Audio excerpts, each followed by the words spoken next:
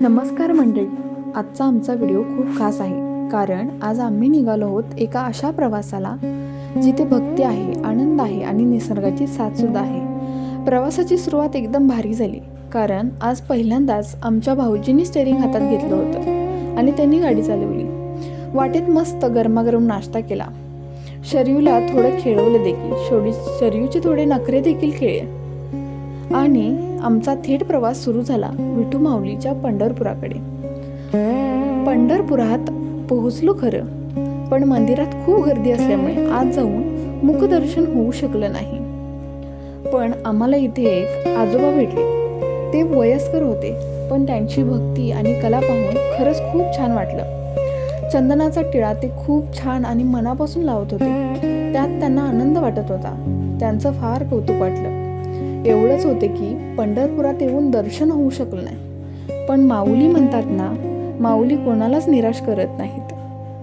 तसं काहीसं तर झालं. चंद्रभागेच्या पवित्र तीरावर उभं राहून विठुरायानेच आम्हाला दर्शन दिलं की काय असं वाटलं. चंद्रभागेच्या नदीचे दर्शन घेऊन विठ्ठलाचे रूप डोळ्यात साठवून आम्ही पुढच्या प्रवासाला लागलो. आमची कुलस्वामिनी तुळजापूरची तुळजाभवानी.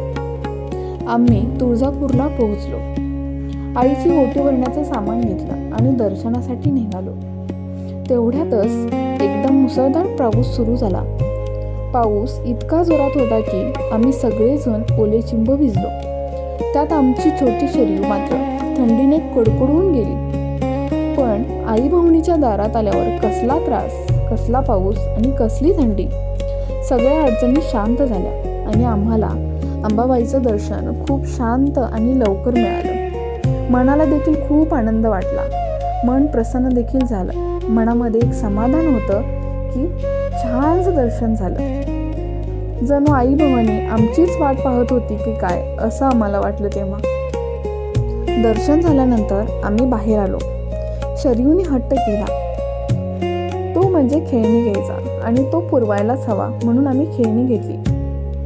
त्यानंतरच आम्हाला आणखीन एक काम होतं. दर्शन झालेलं नंतर घरी स्थापना करण्यासाठी देवीची एक अतिशय सुंदर मूर्ती आम्हाला घ्यायची होती. आनंद एवढाच होता की दर्शन छान झालं. एवढा आनंद घेऊन आम्ही परतीच्या प्रवासाला सुरुवात केली. प्रवास करून आम्ही घरी सुखरूप पोहोचलो. दुसऱ्या दिवशी सकाळी अगदी लवकर उठून प्रवासाचा सगळा थकवा विसरून आम्ही आणलेल्या देवीच्या मूर्तीच्या स्थापनेच्या तयारीला लागलो. मूर्तीला छानसं स्वच्छ पाण्याने धुवून त्याचा अभिषेक केला. त्यानंतर कोमट पाण्याने देखील मूर्ती धुवून घेतल्या. साखरेचा गोड नैवेद्य बनवला. घरात धूप लावले.